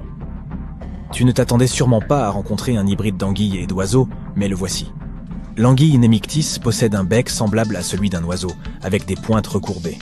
Ce bec est pourvu de minuscules dents crochues que les anguilles utilisent pour attraper les antennes de délicieuses crevettes. Ce poisson est très mince. Il peut atteindre 1,50 m et ne pèse pas plus de 200 grammes. Les chercheurs ne connaissent pas encore tous les secrets de cette anguille, car il est assez difficile de l'étudier dans son habitat naturel. Mais il semblerait qu'elle ne se reproduise qu'une fois dans sa vie et qu'elle meure ensuite. Les calmars de verre aiment se la couler douce et se laissent littéralement porter par le courant. Ils regorgent d'une solution de chlorure d'ammonium plus légère que l'eau. Ils n'ont donc aucun effort à fournir pour se déplacer dans les profondeurs sous-marines à la recherche de nourriture et de partenaires. Ces créatures sont transparentes, ce qui leur permet de se fondre dans n'importe quel paysage et de ne pas projeter d'ombre en se déplaçant, ce qui constitue une excellente tactique de survie. En cas de danger, ce calmar peut se transformer en une boule grumeleuse en poussant sa tête et ses tentacules dans sa cavité paléale. Il peut également libérer de l'encre dans son manteau et passer de la transparence à un noir de jet. Cette même encre peut le protéger contre les baleines et les oiseaux de mer affamés. Une autre tactique qu'ils utilisent pour effrayer les prédateurs consiste à activer les organes bioluminescents autour de leurs yeux. Je commence à avoir faim. Je pourrais peut-être grignoter ce concombre de mer? Aïe, il bouge. Je suppose qu'il n'a rien à faire dans ma salade, après tout. Ces animaux à corps mou vivent dans toutes les parties de l'océan, depuis les eaux peu profondes jusqu'au fond des abîmes. La plupart d'entre eux se déplacent lentement à l'aide de leurs petits pieds, mais certains rampent en remuant tout leur corps. Les concombres de mer peuvent se débarrasser de leurs organes internes à l'approche d'un prédateur. Ces organes collants détournent l'attention de l'intrus, et le concombre, heureux, poursuit sa route tout en laissant repousser ses organes. Qu'est-ce qui scintille au loin? On dirait que quelqu'un a laissé tomber des pierres précieuses dans l'eau. C'est un saphirina, également connu sous le nom de l'animal le plus beau que l'on ait jamais vu. Certains mâles parmi ces copépodes peuvent changer de couleur, passant du bleu profond au violet, au rouge ou à l'or. Une seconde plus tard, tout a disparu. Puis ils recommencent, brillant de 1000 feux. Le secret de cette magie est que leur corps est transparent et reflète la lumière différemment sous certains angles. On dirait que c'est leur façon de communiquer entre eux et d'attirer des partenaires. Les saphirinas femelles n'ont pas la même capacité, mais leurs yeux sont plus grands que ceux des mâles, probablement pour les repérer de loin. Les mâles vivent en liberté, tandis que leurs dames demeurent dans d'étranges palais de cristal faits de gelée, en forme de tonneaux et qu'on appelle des salpes. La majeure partie de l'océan est encore entourée de mystères, qu'il s'agisse de coins sombres ou de créatures qui se cachent dans les abysses. Mais parfois, il nous donne un aperçu des choses effrayantes qu'il abrite dans ses profondeurs froides et obscures. Par exemple, lorsque tu entends aux nouvelles que des créatures des profondeurs se sont échouées sur le rivage après la dernière tempête, certaines ont juste l'air bizarres, tandis que d'autres sont de véritables monstres d'épouvante qui vivent à plus de 1000 mètres de profondeur. Les parties les plus froides et les plus profondes de l'océan ont engendré un phénomène spécifique que l'on nomme gigantisme. Ainsi, les araignées de mer, les calmars, les vers et de nombreux autres animaux, principalement des invertébrés, c'est-à-dire des créatures dépourvues de colonne vertébrale, sont tous beaucoup plus gros et effrayants que les versions que nous observons dans les zones moins profondes. Dans les profondeurs du Pacifique, on peut trouver une éponge de mer aussi grande qu'un monospace, ou encore le Mésonychoteuthis hamilton ou calmar colossal, qui vit dans les eaux subantarctiques et qui est près de 14 fois plus long que l'encornet minami ou Nototodarus sloani, un type de calmar qui vit principalement au large de la Nouvelle-Zélande. Les chercheurs ont trouvé quantité de ces monstres sous-marins dans la zone abyssale de l'océan, entre 4000 et 6000 mètres de profondeur. En 2021, les chercheurs sont parvenus à ramener des images de la méduse fantôme géante. Elle se trouvait à une profondeur de 1000 mètres et ses tentacules s'étendaient sur 10 mètres de long. Je n'aimerais pas tomber là-dessus à la plage. Elle ne se nourrit probablement que de petits poissons et de plancton. Mais elle peut nager jusqu'à des profondeurs de plus de 6500 mètres. Et là-bas, cette méduse géante ne trouve pas assez de nourriture. Comment survit-elle alors? Les scientifiques n'ont pas encore trouvé la réponse à cette question. Et il y a encore davantage d'interrogations au sujet du calmar géant, le plus grand membre de son espèce jamais découvert. Ce monstre mesure 13 mètres de long et pèse près d'une tonne. Imagine que ses tentacules se saisissent de ta voiture ou de tout objet de ce genre. Ils l'écraseraient comme s'il s'agissait d'un jouet. Il n'y a pas la moindre lumière dans les abysses, car les rayons du soleil ne peuvent pas pénétrer aussi profondément. Il ne s'y trouve donc pas d'algues ni de plantes sous-marines. La faune locale se nourrit donc principalement de neige. La neige marine n'est pas comme celle que l'on utilise pour faire des bonshommes de neige. Il s'agit de tous les petits débris ou détritus qui pleuvent de la surface de l'océan, peut-être même des restes que les prédateurs n'ont pas pu terminer là-haut. Ce n'est donc pas grand-chose. Mais apparemment, cela suffit aux créatures qui se cachent dans les profondeurs, comme les calmars géants. Les calmars qui vivent en général à de telles profondeurs ne se donnent pas la peine d'aller chercher leur proie. Ils attendent simplement que le pauvre animal nage jusqu'à leurs longs tentacules et tombe dans le panneau. Ce n'est peut-être pas la technique la plus efficace, car peu d'animaux se risquent à nager dans ces zones sombres et froides. Mais cette méthode permet d'économiser de l'énergie. Un calmar géant n'ingère qu'environ 30 grammes de poisson par jour, ce qui représente environ 45 calories. C'est près de 50 fois moins de calories que ce qu'une personne moyenne devrait consommer par jour. Ainsi, lorsqu'un calmar prend un poisson, il le garde pour quelques jours. On espère que les calmars géants n'auront pas l'idée de remonter à la surface pour chercher de la nourriture quand il n'y en aura plus assez dans les abysses. Et on souhaite ardemment que les requins géants du Groenland, encore plus nombreux, n'auront pas la même idée. On les trouve à des profondeurs allant jusqu'à 2200 mètres. Ils nagent 3 fois plus lentement que nous ne nous déplaçons à pied, soit une vitesse d'1,2 km/h. Cette lenteur fait partie du mécanisme d'économie d'énergie dont les créatures des profondeurs ont besoin pour survivre. Mais ces requins peuvent effectuer de courtes pointes de vitesse lorsqu'ils cherchent à attraper une proie. Toutefois, ils ont en quelque sorte changé de régime alimentaire, passant de prédateurs à charognards, compte tenu de leur environnement, car il y aura toujours plus de restes tombant de la surface que d'animaux à chasser. Les requins du Groenland ne grandissent que d'1 centimètre par an, et un individu moyen mesure en général 6,5 mètres de long, ce qui signifie qu'ils vivent extrêmement longtemps, parfois jusqu'à 400 ans. Ils ont également un métabolisme très lent, ce qui est l'un des principaux facteurs de leur longévité. Les requins du Groenland aiment passer du temps dans les eaux froides.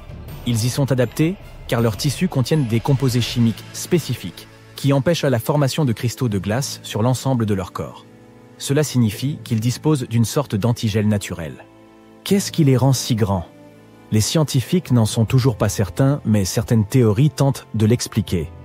Selon la loi de Kleiber, les animaux plus gros ont tendance à être les plus efficaces. Il suffit de comparer un petit poisson à une baleine, dont la masse est des centaines de fois supérieure. La baleine a un bien meilleur métabolisme.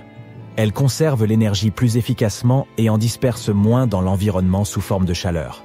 Les animaux plus gros peuvent ingérer des proies plus grosses. Ils sont plus à même de faire face à des problèmes difficiles dans leur environnement ou de se défendre contre les prédateurs qui s'en prennent à eux. En outre, le corps grossit lorsque les températures sont plus basses. Le requin du Groenland en est un parfait exemple, tout comme les araignées de mer géantes. Les araignées de mer sont assez communes et on en trouve de très petites, d'une taille d'1 millimètre même. Mais dans les zones les plus profondes de l'Antarctique, elles deviennent des géantes d'1 mètre de long. Si elles deviennent si grandes, c'est parce que l'eau froide contient plus d'oxygène.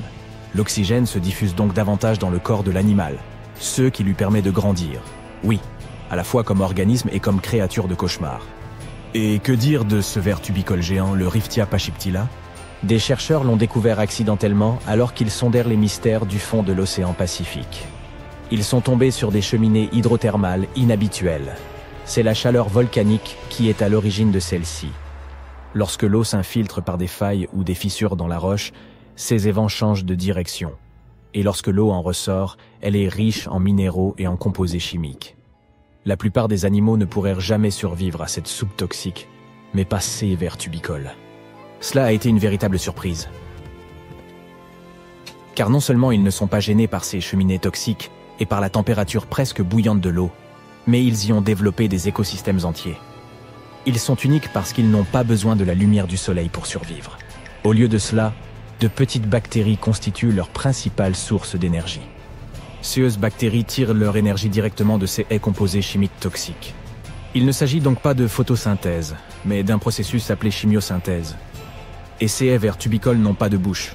Les bactéries vivent à l'intérieur d'eux. Drôle d'histoire, n'est-ce pas? De plus, ces vers effrayants peuvent atteindre jusqu'à 2,4 mètres. Les Bathynomus, ou isopodes géants, ne sont pas mieux lotis non plus. Ils se cachent dans les profondeurs de l'océan, à 500 mètres ou davantage, loin de la lumière du soleil, et ressemblent à de monstrueux cloportes. Ils passent la plupart de leur temps sur le plancher océanique, espérant récupérer de la nourriture qui tombe des strates supérieures de l'océan. Regarde ces petites griffes crochues à l'extrémité de leurs pattes. Ces isopodes s'en servent pour demeurer stables lorsqu'ils se déplacent sur le fond de l'océan. Comme il n'y a pas de lumière, ils disposent de longues antennes qui leur permettent de se repérer. Ces antennes sensorielles mesurent environ la moitié de la longueur de leur corps, et les Bathynomus ont également des yeux assez grands en proportion. Ces isopodes peuvent mesurer plus de 30 cm de la tête à la queue. Ce sont des animaux très patients. Tu te souviens qu'on a dit que les créatures des profondeurs trouvaient rarement de la nourriture? Parfois, ceux-ci doivent attendre des années avant d'obtenir un vrai repas. C'est pourquoi leur métabolisme est incroyablement lent. Ils peuvent te passer 5 ans sans rien manger. Imagine un peu, j'ai faim rien que d'en parler. En 2006, un biologiste du nom de Craig McLean a effectué des recherches visant à observer les différences entre les abysses et les régions peu profondes de l'océan. Il s'est rendu compte que les grands fonds reflétaient la loi de Foster. Tout d'abord, les parties les plus isolées du globe développent une biodiversité que l'on ne trouve nulle part ailleurs. Deuxièmement, les petits organismes se développent beaucoup plus lorsqu'ils sont isolés que la vie sur les grandes étendues terrestres. Les ressources sont limitées, mais aussi la concurrence et les prédateurs. Et nous ignorons encore beaucoup de choses au sujet de ces créatures des profondeurs. Il est trop coûteux et trop compliqué de mener de telles recherches. Nous attendrons donc que d'autres tempêtes déchaînées nous montrent au moins une partie du monde monstrueux que cachent les profondeurs glacées des océans. Des trésors valant plusieurs milliers de dollars, en passant par les téléphones flambant neufs et jusqu'aux cités antiques, plongeons dans les eaux sombres et voyons ce que nous pouvons y dénicher. Imagine que tu te rendes en bord de fleuve pour y faire une promenade en bateau. Qui ne serait pas tenté de prendre quelques photos pour que les souvenirs de cette excursion restent à jamais gravés dans les mémoires? Oups, l'eau t'éclabousse. Heureusement, tu as pris tes précautions et placé ton appareil dans un sac étanche. Mais que se passerait-il si tu laissais tomber ton téléphone au fond de l'eau en même temps que son étui? C'est ce qui est arrivé à certaines personnes.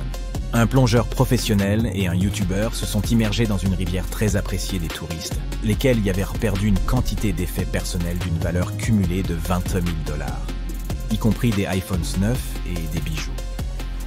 L'image d'une voiture sortie de l'eau te sera peut-être familière, que ce soit au cinéma ou au journal télévisé. Il arrive également que de grands cargos coulent et que les camions qui s'y trouvent soient emportés. C'est ce qui s'est passé avec l'épave du Thistlegorm, qui a sombré en 1941 en mer Rouge. Et ces camions Bedford se trouvèrent justement à l'intérieur. Tu veux voir quelque chose de plus précieux comme un véritable trésor? Ce cargo britannique transportait une lourde cargaison de lingots d'argent, sauf que le navire a coulé. Les chercheurs de trésors savaient depuis longtemps qu'il se trouvait une fortune à son bord. Et on a recherché cette épave depuis les années 1940. L'équipe d'Odyssey Marine a eu de la chance. Ce sont eux qui en ont fait la découverte en 2011. Le trésor se trouvait à plus de 4000 mètres sous la surface et le navire transportait plus de 110 tonnes de lingots d'argent. C'est un sacré magot. L'équipe de l'Odyssée a pu conserver 80% du trésor et en a cédé 20% au trésor de la couronne britannique. Bien entendu, le navire contenait d'autres effets, comme des lettres, des théières et des draps de soie. On peut les admirer dans l'exposition Voice from the Deep au Postal Museum. Que dirais-tu d'un peu d'art sous-marin? Eh bien, te voilà servi. Voici les statues Moai de Polynésie. Celles-ci ont été découvertes dans plusieurs régions du monde. Par exemple, l'île de Pâques regorge de statues de différentes tailles, mais on en trouve également à Cancun, Isla Mujeres et Punta Nizuc au Mexique. Admirer sous l'eau des statues au corps entier et datant de plusieurs millénaires serait probablement une expérience unique en son genre. Les pièces d'or sont également des objets populaires que l'on retrouve dans les épaves. De nombreux plongeurs tombent sur des pièces qui valent une coquette somme d'argent, mais un plongeur de Floride a véritablement touché le jackpot. En 2015, il est tombé sur un trésor d'une valeur de près d'1 million de dollars. Il y en avait là pour 51 pièces d'or, 12 mètres de chaînes en or ouvragées, ainsi qu'une pièce de monnaie rare frappée pour le roi d'Espagne, Philippe V. Ils étaient autrefois terribles et redoutés, et ils ont toujours l'air effrayants en soi. On veut bien sûr parler des bateaux pirates. Une épave de bateau pirate datant du XVIIIe siècle a été déterrée au large des côtes colombiennes en 2015. Le trésor qui s'y trouvait valait de 4 à 17 milliards de dollars. Il contenait des pierres précieuses, de l'or et de nombreux autres objets. La suivante est une ville sous-marine. Néapolis est une cité qui fut jadis emportée par un tsunami. Elle fut érigée le long de la côte nord africaine, il y a près de 1700 ans. Des plongeurs ont découvert les vestiges de cette ville sous-marine en 2017. Les chercheurs y ont également découvert des colonnes romaines ainsi que des objets du quotidien et toutes sortes d'outils. Remontons jusqu'en 1503. L'explorateur portugais Vasco de Gama affrontait une tempête lorsqu'il perdit son navire, l'Esmeralda. Celui-ci a été découvert en 1998, mais il aura fallu attendre plus d'une décennie pour qu'il soit fouillé. Les archéologues y ont retrouvé des outils de navigation. Ceux-ci n'ont peut-être pas la même valeur que l'or espagnol, mais ce sont des trésors historiques. À Amsterdam, on repêche des vélos dans les canaux. Un tiers des Amsteloddamois actifs se rendent au travail à vélo. Les autres utilisent leur bicyclette pour un tas d'autres raisons, comme faire de l'exercice, ou même 16 courses. On compte donc plus de bécanes à Amsterdam que de résidents permanents. Malheureusement, de nombreux vélos et même quelques voitures finissent dans les canaux de la ville.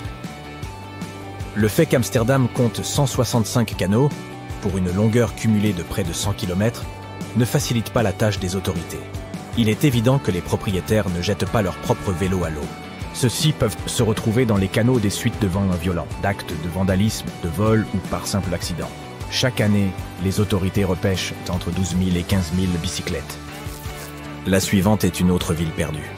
Héraclion était la porte de l'Égypte ancienne vers la Méditerranée. Elle fut d'abord submergée, puis enfouie dans les sables. Cette cité était particulièrement renommée. Tu en as peut-être même entendu parler, car elle est mentionnée dans la légende d'Hélène de Sparte et de Paris, le prince de Troie. Comment cette cité antique a-t-elle été découverte? Au début des années 2000, une équipe de plongeurs a trouvé un énorme fragment de roche sur le fond marin et l'a remonté sur la terre ferme. Il s'est avéré qu'il s'agissait d'un morceau de la statue du dieu Hapi, la personnification du Nil chez les anciens Égyptiens. L'équipe a poursuivi ses recherches et a retrouvé 6 autres morceaux. Autour d'eux se trouvaient également des ruines de temples, des fragments de poterie, des bijoux, des pièces de monnaie, des lampes à huile, etc. L'Underwater Sculpture Park de Grenade est le premier parc de sculpture sous-marine au monde. Pourquoi ce parc est-il si spécial, outre le fait qu'il baigne dans les eaux somptueuses des Caraïbes? Il est possible de l'admirer en faisant de la plongée avec masque et tuba ou de la plongée sous-marine. Les sculptures se trouvent à une profondeur de 3 à 5 mètres sous l'eau. Ce sont l'atmosphère et l'expérience elle-même qui rendent le parc si spécial. Ces sculptures sont faites de béton et d'acier. Certaines d'entre elles pèsent jusqu'à 15 tonnes et elles sont recouvertes de créatures sous-marines. Les statues ont été placées là pour aider à protéger les récifs, à maintenir la santé de l'écosystème et à restaurer la vie sous-marine dans cette zone. Les sous-marins sont conçus pour aller sous l'eau, on ne s'attendrait donc pas à les voir figurer sur cette liste. Pourtant, les sous-marins coulent bel et bien. Les plongeurs ont ainsi découvert de nombreux submersibles.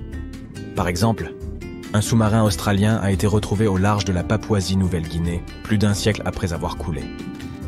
Voici une autre ville submergée, mais celle-ci a été laissée sous l'eau volontairement. Les anciennes ruines de la cité du lion, ou Xicheng, se trouvent dans un lac en Chine. Ce dernier a été créé en 1959, lorsque la vallée au pied de la montagne des 5 lions a été inondée pour y créer une centrale hydroélectrique. La ville vieille de 1400 ans, aujourd'hui en ruine, a ainsi été submergée et a demeuré ainsi pendant plus de 50 ans. Elle est restée intacte au fond du lac, jusqu'à ce que son exploration ne commence en 2001. Les plongeurs ont alors découvert que de nombreuses structures, sculptures, lions gardiens et autres arches étaient encore préservées. Les chercheurs ont cartographié et documenté Xicheng. Ils ont également cherché un moyen d'éviter que ces structures ne soient endommagées davantage. Et en 2011, la ville a été déclarée vestige historique protégé. Lorsque tu admireras les ruines de la cité du lion pour la première fois, tu en auras le souffle coupé. Imagine-toi nager dans ces eaux sombres. En approchant de la cité, tu apercevrais ces immenses murailles et ces multiples sculptures. Fabuleux, n'est-ce pas? Le musée sous-marin de Cancun est probablement le plus grand musée de ce type au monde. Il n'a pas été perdu en soi, mais il abrite désormais son propre écosystème aquatique. Qui ne voudrait pas combiner la plongée sous-marine avec la visite d'un jardin de classe mondiale comptant 500 sculptures? Éparpillées à 9 mètres sous la surface, ces sculptures sont fabriquées à partir d'un béton marin au pH neutre afin de pouvoir demeurer au fond de l'océan. De plus, ici, les sculptures évoluent au fil du temps, contrairement à ce qui se passe dans un musée traditionnel. En effet, elles s'intègrent à l'environnement sous-marin et abritent diverses espèces végétales et animales. Dans une installation, près de 450 figurines grandeur nature sont regroupées pour évoquer la coexistence harmonieuse de l'humanité. Il y a aussi l'Anthropocène, qui est une véritable coccinelle Volkswagen submergée, placée près du récif de Manchon. Ok, ça c'est une méduse géante, et on voulait que tu la vois. Cette créature est connue sous le nom de méduse à crinière de lion, et c'est la plus grande espèce de méduse connue. As-tu déjà découvert quelque chose d'intéressant dans l'eau? Si tu pouvais plonger directement dans l'obscurité mystérieuse des profondeurs de l'océan, qui sait ce que tu trouverais? Des légendes vieilles de plusieurs centaines d'années évoquent des monstres marins géants qui se cachent au plus profond des eaux, comme le kraken, le monstre du Loch Ness, l'hydre, le léviathan et bien d'autres encore.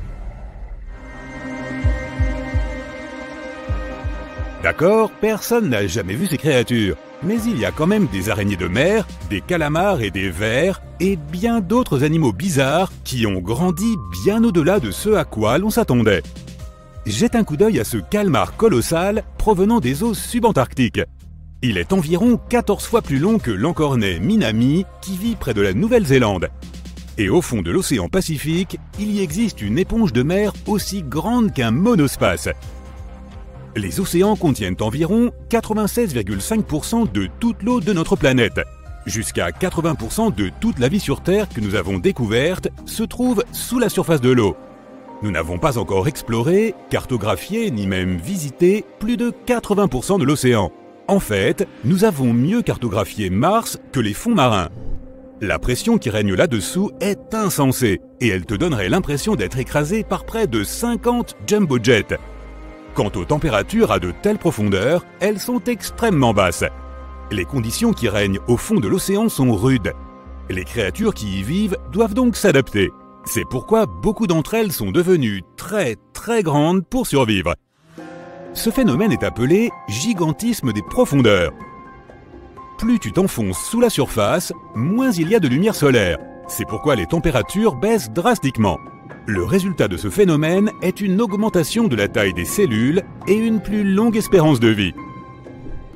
De plus, ces créatures n'ont pas autant d'oxygène que les animaux marins qui vivent dans des parties moins profondes. Et leurs sources de nourriture sont minimes. La plupart de la nourriture qu'ils reçoivent provient des eaux moins profondes et seule une petite partie de celle-ci ruisselle vers les abysses. Et quand il n'y a pas assez de nourriture, être grand est un avantage. Les créatures plus grandes peuvent se déplacer plus loin et plus vite pour trouver quelque chose à manger. Leur métabolisme fonctionne plus lentement. Elles ne digèrent pas la nourriture aussi vite, elles peuvent donc stocker celle-ci et conserver de l'énergie pour les moments difficiles où elles ne trouvent rien à manger. Elles n'ont pas non plus besoin de réguler leur température corporelle, ce qui les aide à économiser un peu d'énergie qu'elles peuvent ensuite transférer à d'autres processus corporels. Elles arrivent à maturité plus lentement et plus tard que les créatures qui vivent dans des eaux peu profondes. La majorité des espèces de poissons qui vivent dans les abysses vivent 30 ans, voire plus. L'Oplostète orange, quant à lui, vit jusqu'à 150 ans. Ce poisson mesure 7 mètres de long et pèse jusqu'à 1,5 tonnes. Mais il lui faut plus d'1 siècle pour atteindre ces dimensions. Il commence à chercher un partenaire lorsqu'il a 30 à 40 ans. Et s'il peut vivre aussi longtemps, c'est parce qu'il n'y a pas beaucoup de prédateurs à de telles profondeurs. De plus, il n'y a pas d'humains ou d'autres éléments qui peuvent le déranger ou mettre son existence en péril. À de telles profondeurs, l'environnement est assez stable, donc beaucoup d'animaux s'y trouvent comme de véritables fossiles vivants. Ils n'ont probablement pas changé depuis des millions d'années. Les 200 premiers mètres de profondeur de l'océan sont considérés comme la haute mer. La majorité de la vie marine que nous avons découverte y vit, car c'est la zone que le soleil peut encore atteindre. Puis, à mesure que l'on s'enfonce, on atteint la zone crépusculaire. Il semblerait que rien n'y vive, mais à environ 250 mètres, il se trouve une petite oasis de vie ancienne qui s'épanouit. On y trouve des lys de mer, animaux qui n'ont pas changé depuis des millions d'années. Les coélacantes, un autre fossile vivant, peuplent l'océan depuis plus de 360 millions d'années. Les myxines n'ont pas changé depuis très longtemps non plus, depuis plus de 300 millions d'années. Cette créature vit à une profondeur de 1700 mètres. Elle a évolué avant le reste des vertébrés, c'est pourquoi c'est le seul animal doté d'un crâne, mais sans mâchoire ni colonne vertébrale. Les créatures des profondeurs ne peuvent pas survivre dans les eaux peu profondes. Elles ont évolué pour vivre en profondeur sous une pression hydrostatique plus importante. Les humains et les autres organismes qui ont des espaces internes remplis de gaz seraient écrasés s'ils pouvaient aller à de telles profondeurs. C'est pourquoi les plongeurs en eau profonde doivent toujours porter des combinaisons spéciales conçues pour des environnements à haute pression, même s'ils ne vont pas très profond dans les zones où vivent ces géants. Toutefois, près de l'Antarctique, on peut assister à ce gigantisme bien plus près de la surface. Des éponges géantes, des limaces de mer, des araignées de mer de la taille d'une assiette, des vers et même d'énormes organismes unicellulaires, tous ont tendance à nager dans des eaux moins profondes. Les scientifiques ne savent pas exactement pourquoi, mais ils pensent que cela pourrait avoir un rapport avec l'oxygène. Les espèces géantes n'utilisent que très peu d'oxygène. Or, les eaux autour de l'Antarctique en sont assez riches, ce qui signifie qu'il n'y a pratiquement aucune limite à la croissance de ces animaux. Revenons aux créatures des profondeurs. Comme nous l'avons mentionné, elles ont dû s'adapter à une forte pression, si bien qu'elles n'ont presque pas d'espace rempli d'air dans leur corps. Elles sont principalement composées d'eau, et comme l'eau est incompressible, cela les aide à ne pas être affectées par une pression aussi élevée. Mais à cause de cela, si elles devaient remonter vers la surface, elles gonfleraient probablement, peut-être même jusqu'à l'explosion. Prenons le blobfish, poisson qui détient le titre d'animal le plus laid du monde. Il a l'air normal sous la surface, là où se trouve son habitat naturel. Mais lorsqu'il remonte à la surface, où la pression est 120 fois plus faible, il change de forme. Le blobfish n'a pas de squelette ni de muscles, alors sans pression élevée des profondeurs, il finit par être tout mou et tout flasque. Les sombres profondeurs océaniques ne sont pas seulement effrayantes à regarder, mais aussi à écouter. En 1997, des scientifiques essayaient de trouver des volcans sous-marins situés au large de la côte sud-américaine. Pendant leurs expéditions, ils ont enregistré l'un des bruits les plus forts jamais enregistrés. Si fort que même des capteurs situés à plus de 4500 km de distance ont réussi à le capter. Ils l'ont plus tard appelé le bloop. Il leur a fallu 15 ans pour conclure que ce son provenait d'un tremblement de glace. C'est lorsque l'activité sismique brise le sol gelé.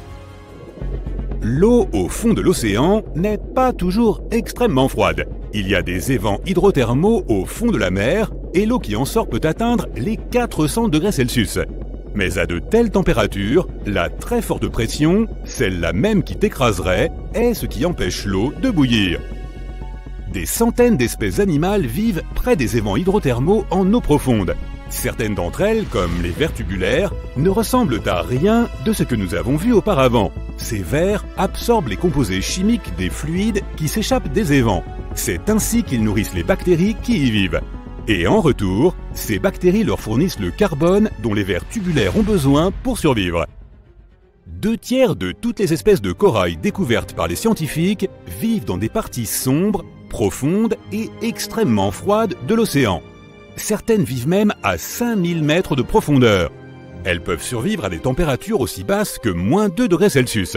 Certains de ces coraux d'eau froide ont plus de 8000 ans. Ils forment des structures étonnantes qui peuvent s'élever jusqu'à 35 mètres de haut. Les profondeurs ne sont pas seulement un monde mystérieux de créatures bizarres. Le paysage sous la surface océanique est aussi magnifique. Et les canyons qui s'y cachent feraient même paraître le Grand Canyon tout petit. Par exemple, prenons celui qui se trouve dans la mer de Bering, le canyon Zemshug. Son relief vertical a une profondeur de plus de 2600 mètres. Les plus hautes vagues océaniques ne sont pas celles que tu peux voir depuis le littoral. Elles se produisent sous la surface et on les appelle des vagues internes. Elles se produisent entre deux masses d'eau qui ont des densités différentes. Elles se déplacent à des vitesses de plusieurs milliers de kilomètres par heure et peuvent atteindre des hauteurs de 200 mètres.